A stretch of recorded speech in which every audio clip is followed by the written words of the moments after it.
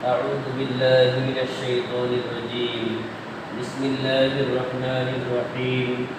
ومن أحسن قولا ممن دعا إلى الله وعمل صالحا وقال إنني من المسلمين. صدق الله العظيم.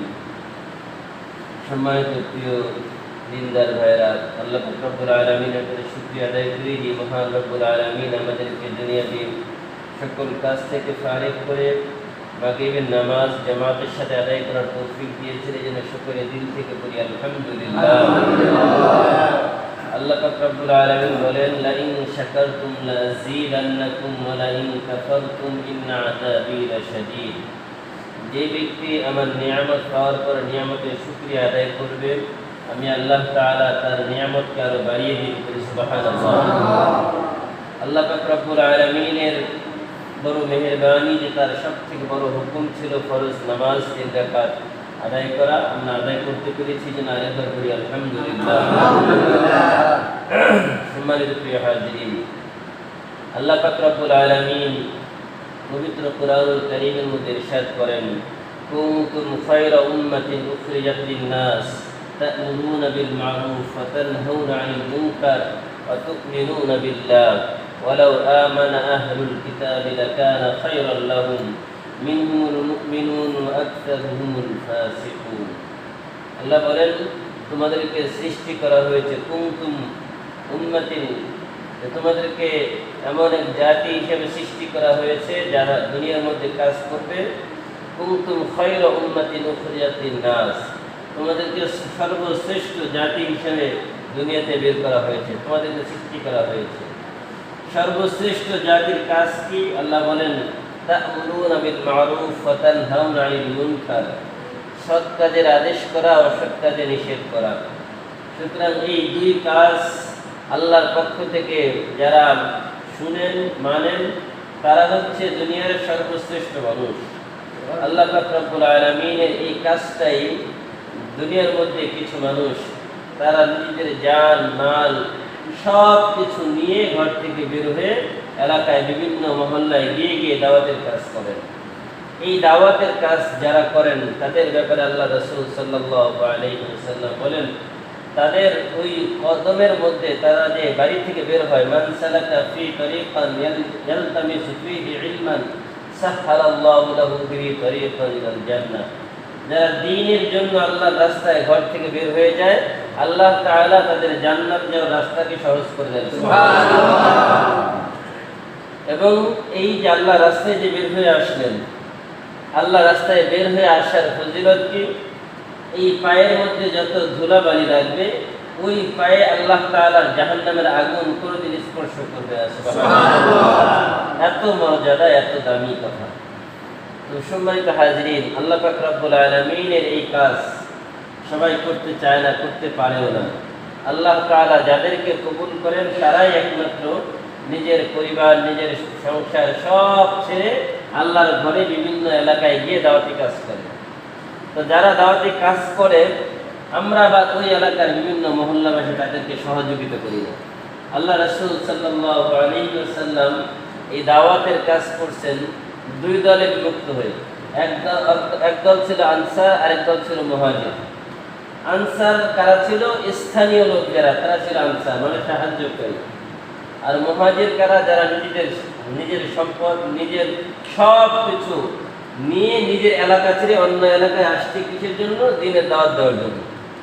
এখানে যারা আসে তারা কারো কাছে 2 টাকা চায় না, কারো কাছ থেকে কিছু আশাও করে না।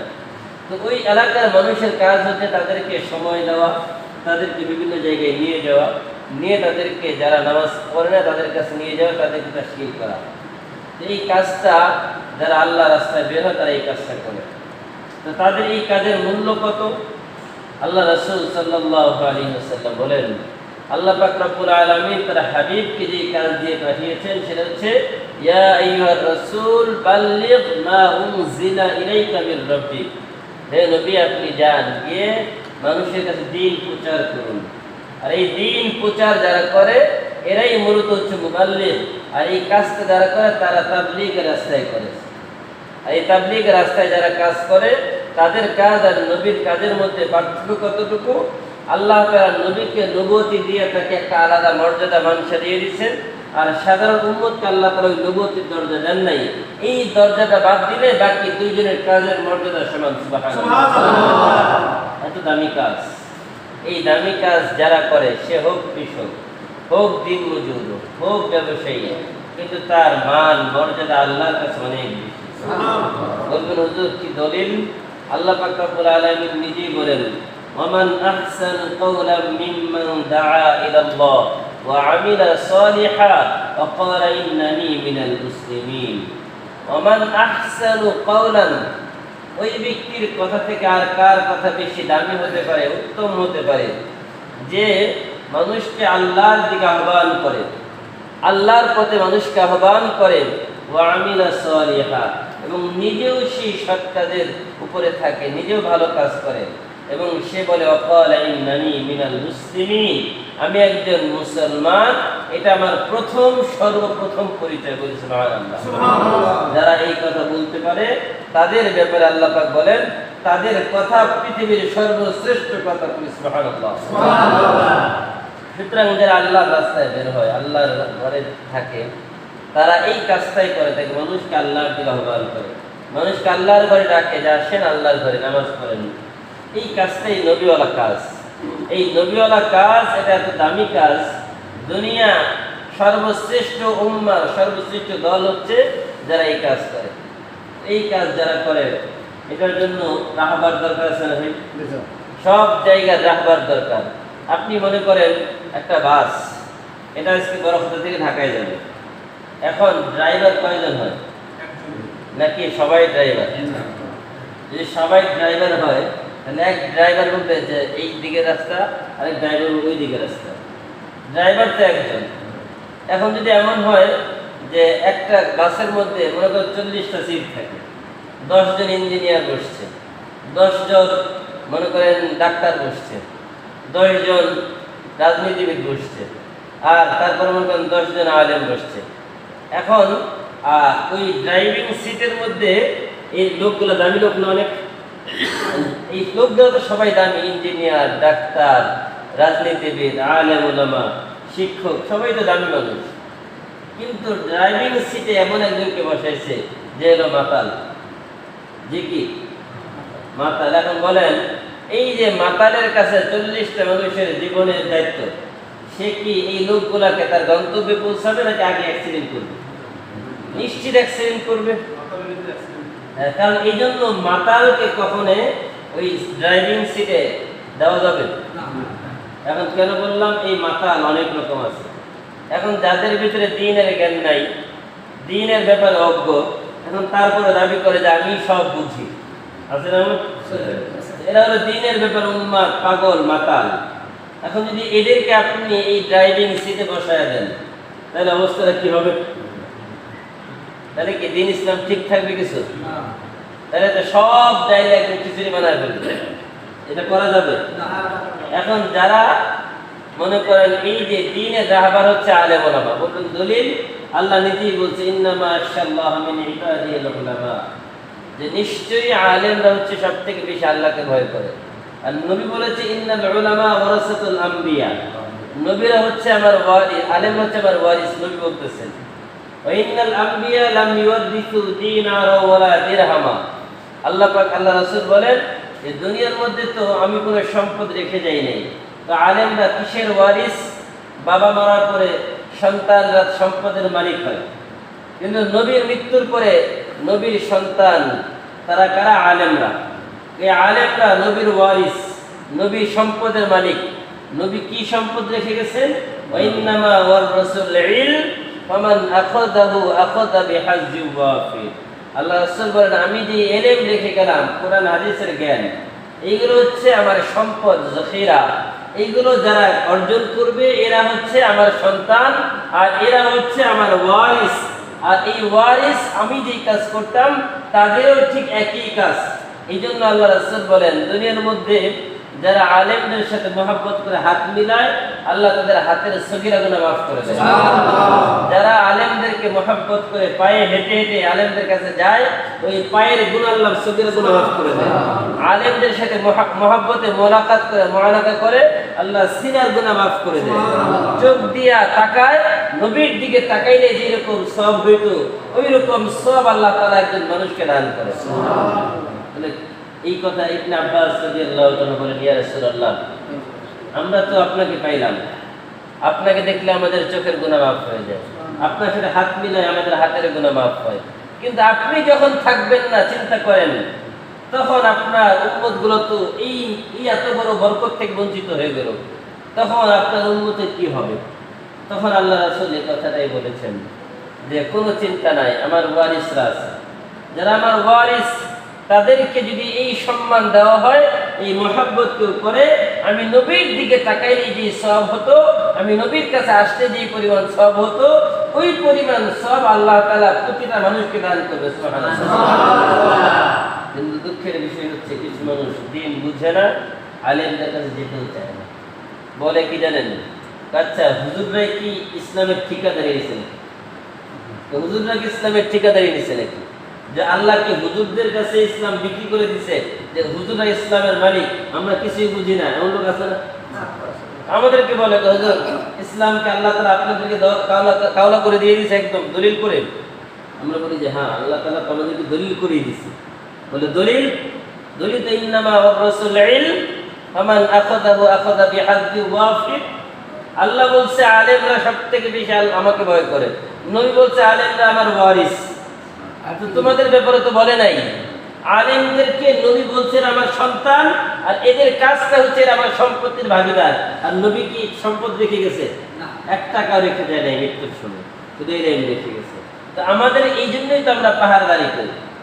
এখন মনে করেন ইসলামের পাহাড়দারি তো আলেমরা করবেই। ইসলামের পাহাড়দারি করতে গিয়ে নাইট গার্ড বাজারে পাহারা দেয় না? এখন নাইট গার্ড কি খুব বেশি না কম?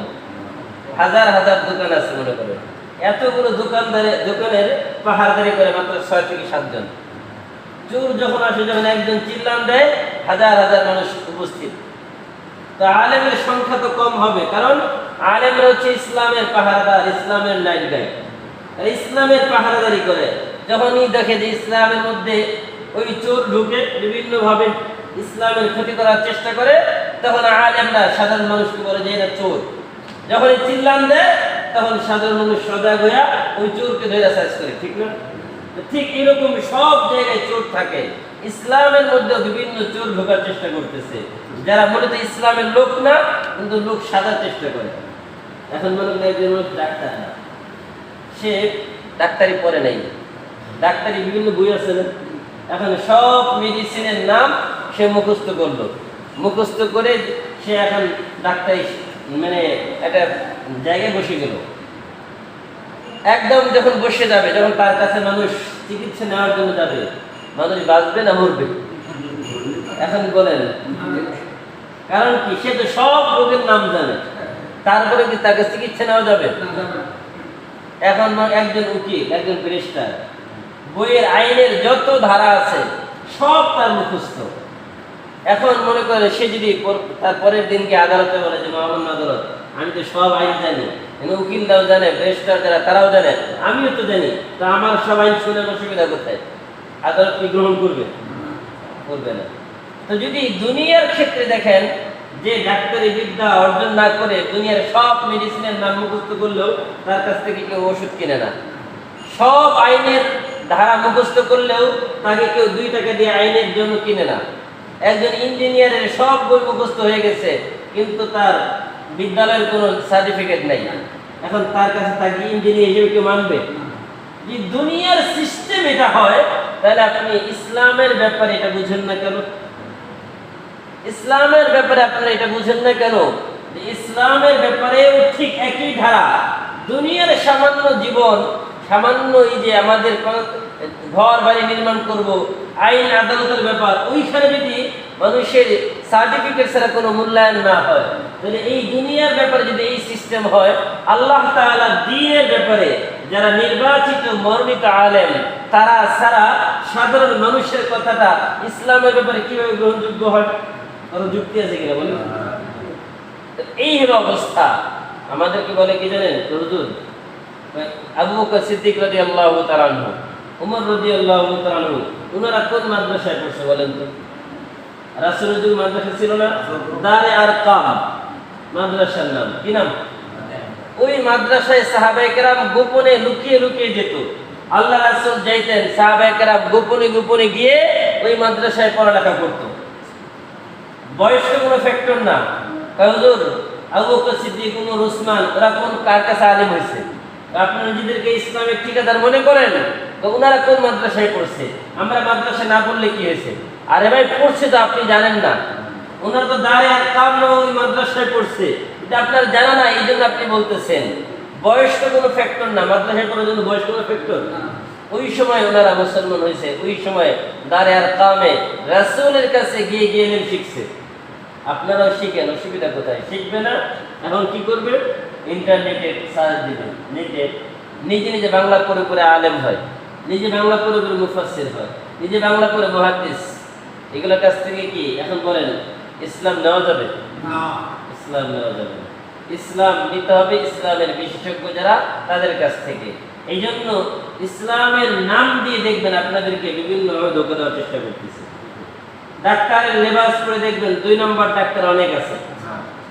দেখবেন এরকম বহু ডাক্তার আছে, কোনো সার্টিফিকেট নাই, কিচ্ছু নেই, আবার যখন ম্যাজিস্ট্রেট ধরাও খায় আবার জেলও খাবে। ওই রকম দোকানদার, ভেজাল দোকানদার কাছে যাওয়া যাবে না। আপনারা খুঁজে খুঁজে বের করবেন যে যেরকম নিজের অসুস্থতার জন্য ভালো ডাক্তার খুঁজি, ইসলামের জন্য যারা ভালো জানে, যারা বুঝে, তাদের কাছে গিয়ে গিয়ে আমরা ইসলাম শিখবো। এই যে আজকে আপনারা মনে করেন আপনাদের এলাকায় দিনের দাওয়াত আসছে, এটা আপনাদের জন্য সব থেকে বড় শুকরিয়া, যারা আল্লাহর দাওয়াত নিয়ে আল্লাহর মেহমানরা আল্লাহর ঘরে আসছে। যারা এখানে আল্লাহর ঘরে আসছে তারা সবাই আল্লাহর মেহমান। আর আল্লাহর মেহমানদের দোয়া আল্লাহ তাআলা কখনো ফেরত দেয় না। কখন তাদের দোয়া ফেরত দিবে না? কেন?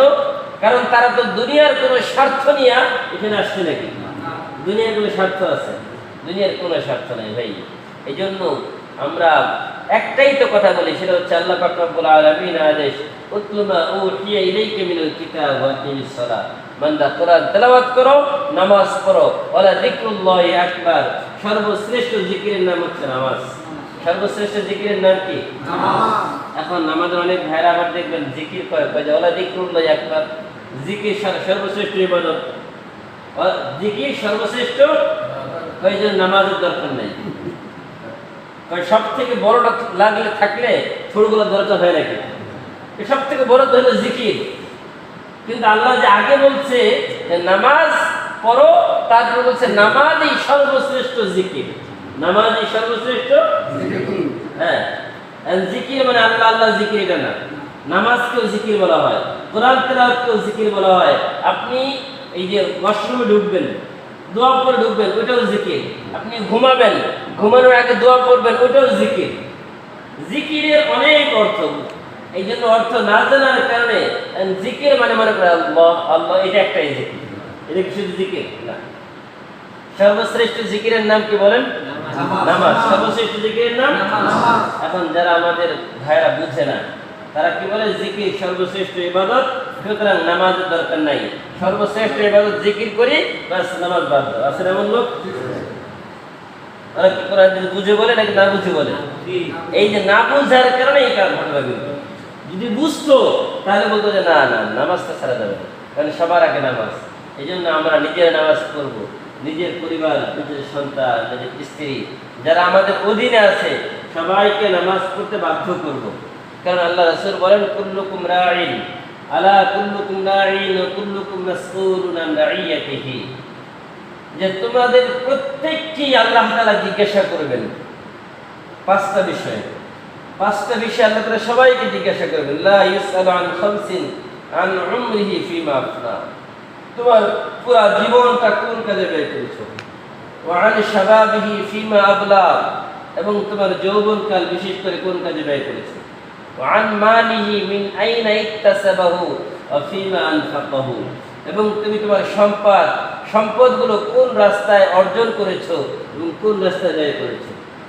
আর পঞ্চম নাম্বার প্রশ্ন হবে যে ইলম কতটুকু শিখেছো আর সেই অনুযায়ী আমল করেছো কিনা। এই 5টা প্রশ্নের উত্তর সবাইকে দিতে হবে। এই জন্য আমরা কি প্রশ্নের উত্তর দেওয়ার জন্য প্রস্তুত? আল্লাহ তাআলা যখন জিজ্ঞাসা করবেন ধরা খেয়ে যাব। এই জন্য আল্লাহ রাসূল সাল্লাল্লাহু আলাইহি ওয়াসাল্লামের ব্যাপারে একটা সুন্দর একটা কবিতা বলি, জেহেল সালে উমরে আজিজ গুজাশ مجازة وزحالة في نقاش هماما وهوى الساختي نميبا مصالح نبرداختي ما كنتك يا بر عمرنا فايدار ما باش أي منش بازي روزقار. কত সুন্দর করে তুমি বলেন জেহেল সালে উমরে আজিজ গুজাশ, জীবনের 40টা বছর তো পার হয়েই গেল। জেহেল সালে উমরে আজিজ গুজাশ, জীবনের প্রিয় 40টা বছর তোমার পার হয়ে গেল।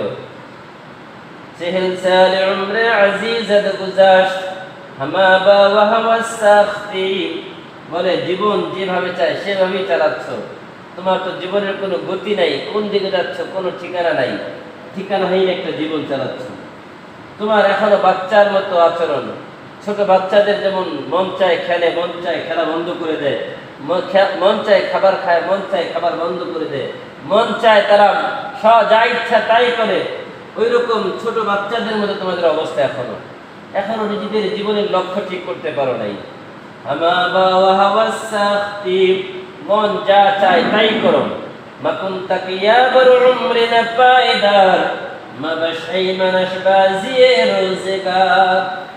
কবি বলেন যে এই জীবনের উপর আর কত ভরসা করবা।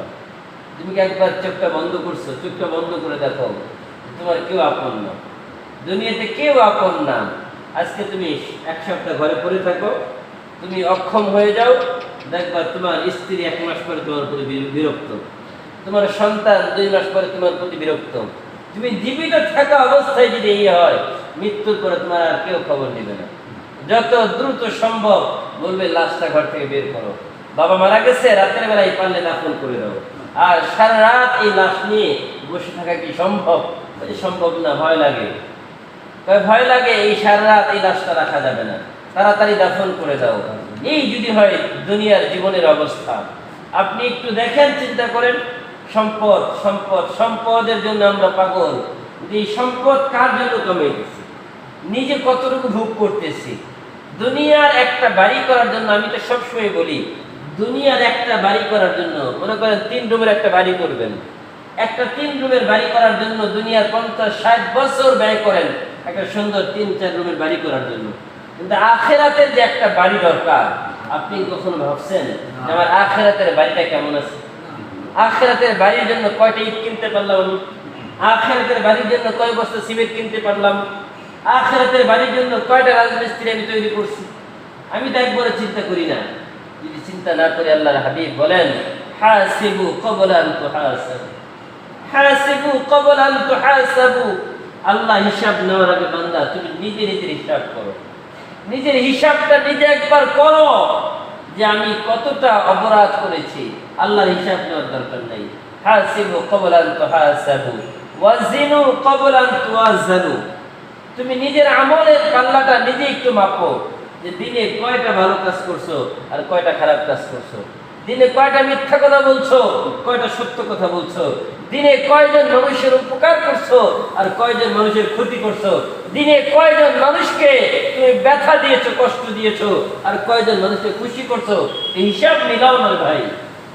হাসিবু ক্বাবলা আন তুহাসাবু ওয়াজিনু ক্বাবলা আন তুওয়াজানু। আল্লাহ পাক রব্বুল আলামিন বলবেন কিয়ামতের ময়দানে, ইকরা কিতাবাক, তুমি তোমার নিজের আমলনামা নিজে পড়ো। ইকরা কিতাবাক কাফা বিনাফসিক আলাইকা আল-ইয়াওমা হাসিবা। আজকে আমার প্রয়োজন নাই, তুমি নিজেই তোমার নিজের আমলনামা পড়তে পারবা। তুমি যখন পড়বে তখন আফসোস করবে যে না, আল্লাহ এগুলো আমি করি নাই।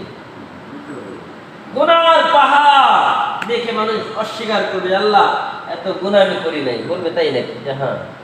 আল্লাহ তাআলা বলবে ফেরেশতা মুখে কষ্টেপ লাগাও, মুখের মধ্যে মোহর লাগাও। আল ইয়াওমা নাখতিমু আলা আফওয়াহিহিম ওয়া তুকাল্লিমুনা আইদিহিম ওয়া তাশহাদু আরজুলুহুম বিমা কানু ইয়াকসিবুন।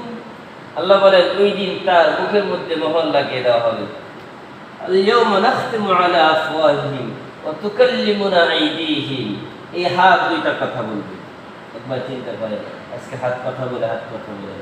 এই হাত দিয়ে কত মানুষকে অন্যায়ভাবে আঘাত করছে, কত মানুষের নামের সম্পদ নিজে জাল সার্টিফিকেট বানায় বানায় নিয়ে গেছে, কত মানুষকে এই হাত দিয়া সুদের টাকা দিছি, কত মানুষকে এই হাত দিয়া ঘুষের টাকা দিছি, কত মানুষকে এই হাত দিয়া অন্যায়ভাবে আমি ঠকাইছি। একবার চিন্তা করেন, সব কিছু এই হাত বলবে, এই হাত সব বলবে। আপনি টিভির রিমোট চালান না, রিমোট যখন আপনার হাতে থাকে, আপনি রিমোট একটা করে টিপ দেন, চ্যানেল পরিবর্তন হয়, একটা টিপ দেন, চ্যানেল পরিবর্তন হয়। এই শরীরের রিমোট কন্ট্রোল কার কাছে? আল্লাহ রিমোট টিপ দিবে, যে আল্লাহ মুখ দিয়ে কথা বলাতে পারে, সে আল্লাহকে হাত দিয়ে কথা বলাতে পারবে না। অতুকাল্লিমুনা আইদিহিম। আল্লাহ বলে বান্দা সাবধান হয়ে যাও, তোমার হাত কিন্তু তোমার বিরুদ্ধে সাক্ষী দিবে। এই হাত দিয়ে সুদের টাকা লিখতেছো, এই হাত দিয়ে ঘুষের লেনদেন করো, এই হাত দিয়ে মানুষের জাল দলিল বানাও, এই হাত দিয়ে তুমি অন্যায় করতেছো। একদিন মনে রাখবা, এই হাত কিন্তু তোমার বিরুদ্ধে সাক্ষী দিবে, তোমার বিরুদ্ধে সাক্ষী দিবে।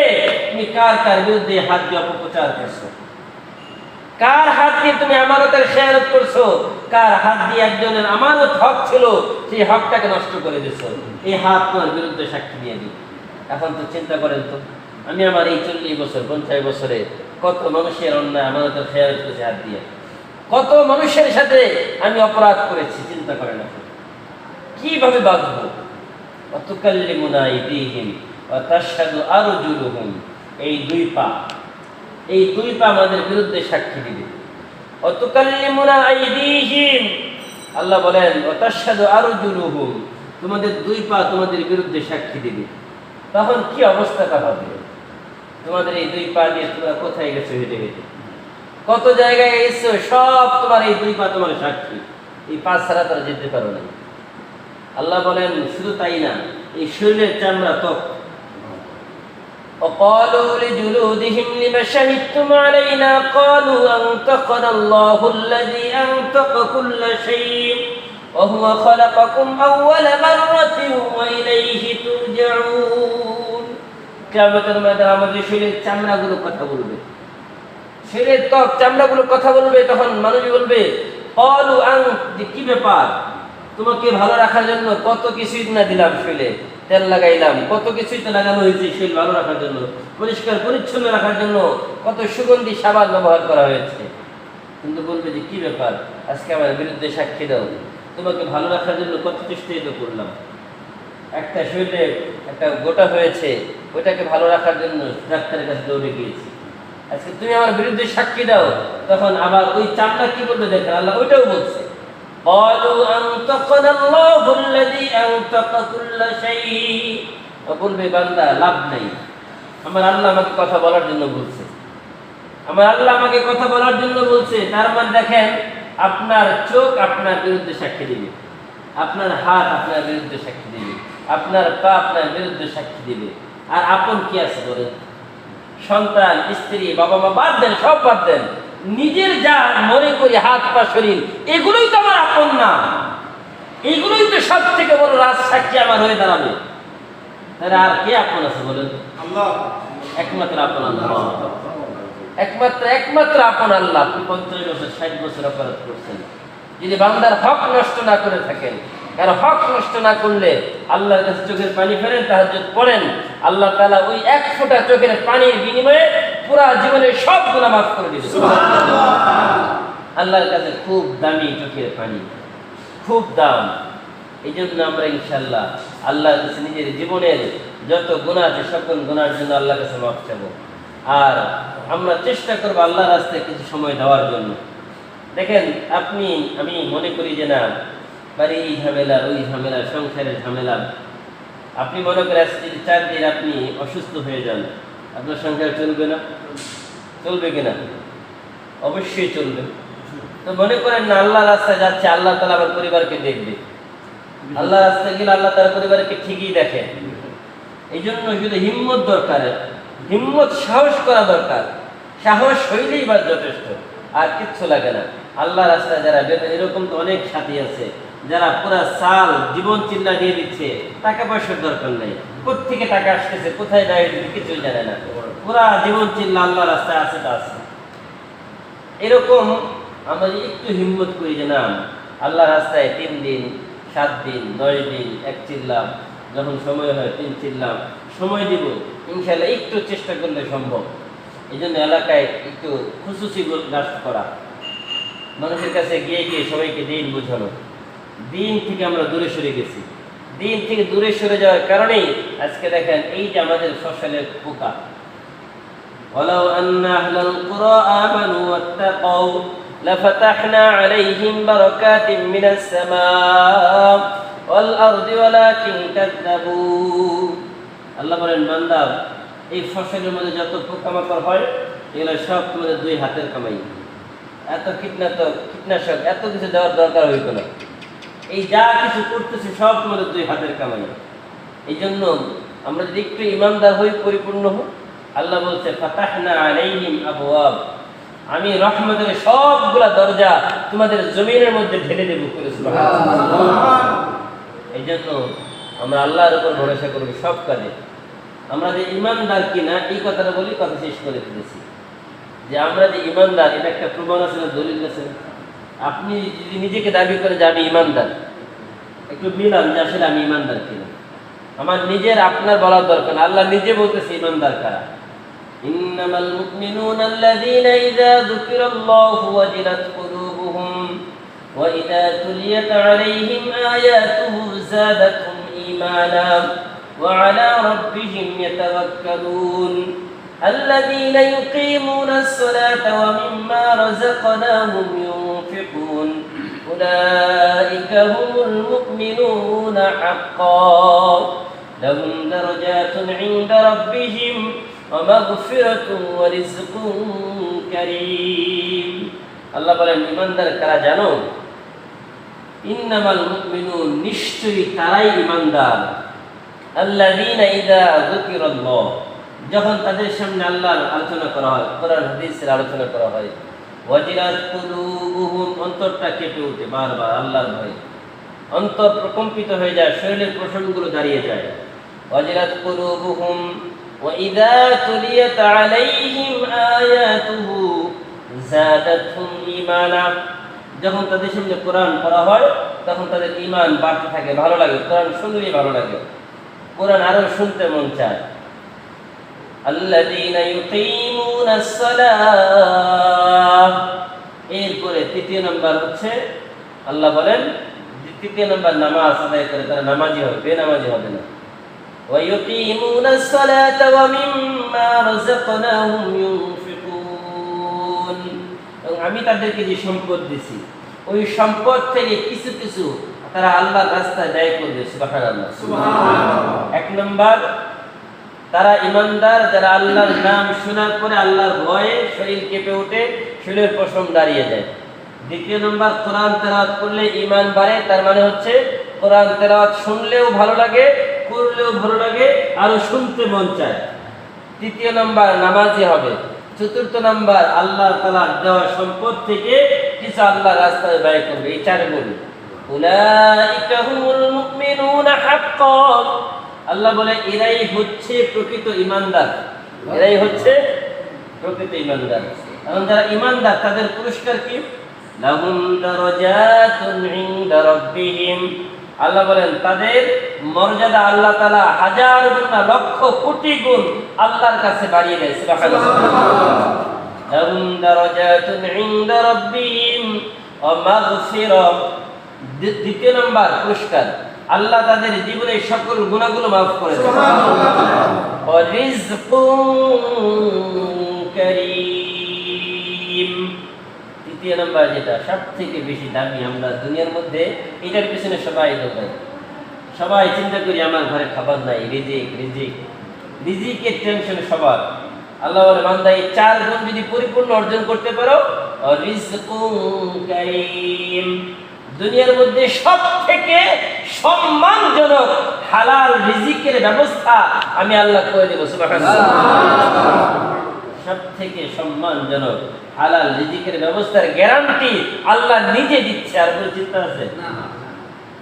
সুতরাং 4 গুণ অর্জন করতে পারলে আল্লাহ তারা 3টা মর্যাদা দিবেন।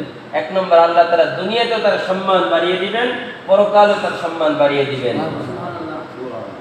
আল্লাহ তাআলা 2য় নাম্বার, ওই বান্দার জীবনের সকল গুনাহগুলো maaf করে দিবেন। 3য় নাম্বার, আল্লাহ তাআলা তার রিজিকের সব টেনশন দূর করে দিবেন। এইজন্য আমরা এই 4 গুণ অর্জন করব ইনশাআল্লাহ। ইনশাআল্লাহ আল্লাহ তাআলা আমাদেরকে আল্লাহর রাস্তায় জান মাল নিয়ে আরো বেশি বেশি বের হওয়ার তৌফিক দান করেন। আমিন। ওয়া আখিরু দাওয়ানা আলহামদুলিল্লাহি রাব্বিল আলামিন।